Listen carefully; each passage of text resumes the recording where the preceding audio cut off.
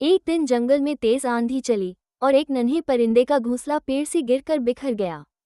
परिंदा बहुत परेशान हो गया और उदास होकर बैठ गया। उसी वक्त एक बूढ़ा कछुआ वहां से गुजर रहा था। उसने परिंदे को रोते देखा तो पूछा, क्या हुआ? परिंदे ने कहा, मेरा घोंसला टूट गया है, अब मैं कहाँ रहूंगा? कछुआ बोला, फिक्र मत करो, मैं तुम्हारी मदद करूंगा। परिंदे ने हैरानी से कहा, लेकिन तुम तो बहुत धीरे हो।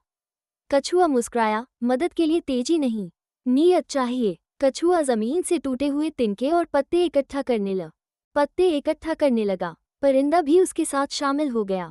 दोनों ने नया घोंसला बनाना शुरू किया।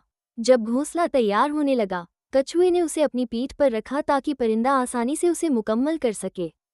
थोड़ी ही देर में नया घोंसला बन गया। परिंदा खुशी से चहचहा कर बोला, शुक्रिया कछुआ भाई।